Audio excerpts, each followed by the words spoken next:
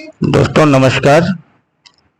आज हम जानने का कोशिश करेंगे कि कोई भी जो नियोजित शिक्षक हैं वो अगर विशिष्ट शिक्षक बनते हैं उन्हें पेंशन के तौर पे कितनी राशि मिलेगी। जैसा कि हम जानते हैं इन्हें ईपीएफ में रहने जब नियोजित थे इन्हें मैक्सिमम पेंशन 7500 रुपये निर्धारित थी, जो मिनिमम 400 भी हो सकती थी।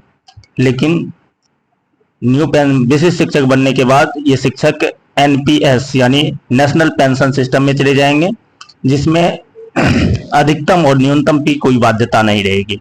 तो फिर हम देखने की कोशिश करते हैं। सबसे पहले हम देखते हैं छठे चरण में नियुक्त शिक्षक जो है उनकी पेंशन कितना बनेगा। मान लीजिए कि उस शिक्षक का उम्र 30 वर्ष था, जो कि हमने डाल दिया है। आप यहाँ देख सकते हैं ऊपर हमने योर एज 30 वर्ष डाल दिया है। करंट ईपीएस एनपीएस बैलेंस, तो अभी उन्होंने विशेष शिक्षक के तौर पे ज्वाइन नहीं किया है, तो उनका कोई भी करंट एनपीएस बैलेंस नहीं होगा, इसलिए उसको हम 0 कर देते हैं। अब वो उसका मंथली कंट्रीब्यूशन, सपोज कीजिए कि उनका बेसिक पे 25,000 ही होता है। हालांकि कुछ लोगों के द्वारा, कुछ चैनल्स के द्वारा, कुछ रिपोर्ट के तहत जानकारी मिल रही है कि उन्हें हर वर्ष के इंक्रीमेंट का लाभ मिलेगा। जितने वर्ष उन्होंने जॉब किया है उनका इंक्रीमेंट का लाभ उनको मिलेगा। लेकिन फिलहाल हम 25,000 बेसिक पे ही कैलकुलेट करते हैं, तो उनका लगभग वेतन 35,000 के आसपास बनता है। आप मान लीजिए 35,000 का 10% 3500 रुपये पर मंथ उनको जो है मंथली कंट्रीब्यूट करते हैं वो। साथ ही अब हम गवर्नमेंट का देखते हैं कि गवर्नमेंट उसके लिए कितना कंट्रीब्यूट करती है। 35,000 का 14% 4900 रुपये आता है, 4,900 रुपये जो गवर्नमेंट अपना कंट्रीब्यूट करेगी। तो 4900 रुपये मंथली उन्होंने किया। जैसा कि हम लोग जानते हैं 2 बार गवर्नमेंट एम्प्लॉय का डीए बढ़ता है जो 4% होता है, और एक बार ईयरली इंक्रीमेंट लगता है जो 3% का होता है। यानी कुल मिला के हैं तो 11% एवरी ईयर जो है इंक्रीज हो जाता है गवर्नमेंट एम्प्लॉय का सैलरी। फिर भी हम मान के चलते हैं कि ओनली 10% ही आपका जो है कंट्रीब्यूशन, 10% आपका हर एक वर्ष जो है आपका कंट्रीब्यूशन बढ़ता जाएगा। अब हम देख लेते हैं एक्सेप्टेड रिटर्न। हालांकि म्यूचुअल फंड यानी इक्विटी फॉर्म में 15 से 16%, 17%, 20% का भी रिटर्न मिलता है, लेकिन ज़्यादातर लोग ऑटोमेटिक करेंगे और उनका जो है आपको कम ही पैसा जो है इक्विटी फॉर्म में लगेगा और ज़्यादातर पैसा आपको गोल्ड में, डेप्ट में, इसमें लगेगा। तो हम मान ले लेते हैं एवरेज की 10% का रिटर्न हमें मिलता है। अब हम कैलकुलेट करने का कोशिश करते हैं। आप देख पा रहे होंगे 5,56,00,000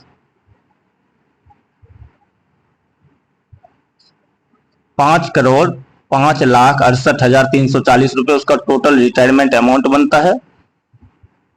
उसमें से 69,08,748 रुपये जो है एम्प्लॉय का कंट्रीब्यूशन और एम्प्लॉयर का है 96,72,248 रुपये। टोटल कंट्रीब्यूशन इतना हो गया। टोटल रिटर्न जो है आपका 3,39,87,342 रुपया होता है।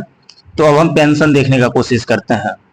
तो मान लीजिए उसमें मिनिमम आपको जो है 40% आपको पेंशन फंड में डालना ही होता है। तो आप मान लीजिए आप विड्रॉ कर लेते हैं 60%, जितना विड्रॉ हो सकता है, ज़्यादा से ज़्यादा 60% ही आप विड्रॉ कर सकते हैं। तो 60% आपने विड्रॉ कर लिया।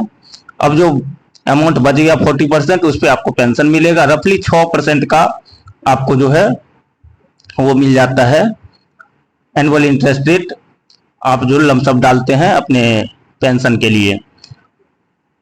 चलिए इसको कैलकुलेट करते हैं। अब हमारा रिजल्ट आ गया। तो 3 करोड़ आपने विड्रॉ कर लिया और मंथली पेंशन 1,01,136 रुपये बनता है। और जब आप डेथ कर जाते हैं तो आपके नॉमिनी को 2,02,27,336 रुपये मिलते हैं। इस तरह से हमने आप ये देख लिया कि अगर आपकी उम्र 30 वर्ष है और आप 30 वर्ष और नौकरी करते हैं, इस उम्र में आप विशेष शिक्षक बन रहे हैं, तो आपको क्या मिला। अब मान लीजिए कोई व्यक्ति जो है, कोई शिक्षक, विशेष शिक्षक बंधु चाहे कि हम विड्रॉ करें ही नहीं, 0% विड्रॉ कर लें। अब फिर देखिए आपका पेंशन क्या हो जाता है। विड्रॉयमेंट जीरो हो गया तो फिर आपका मंथली पेंशन जो है 2,52,841 रुपये हो जाता है। और आपके नॉमिनी को, जिसे भी आप नॉमिनी कर देते हैं, आपके देहांत के बाद उनको 5,05,68,340 रुपये मिलेगा। तो आज का वीडियो इतना ही था। अगर आपको ये वीडियो अच्छा लगा हो तो इसे लाइक करें, चैनल को सब्सक्राइब करें। आगे मैं आपको दिखाऊंगा कि इसमें आपको ग्रेजुएटी का कितना पैसा मिलेगा, और भी चीज़ें मैं आपको बताता रहूँगा। अगर इस वीडियो को आप लोगों के द्वारा अच्छा रिस्पॉन्स मिलता है तो निश्चित रूप से हम अगला वीडियो भी बनाएंगे। चलिए, धन्यवाद।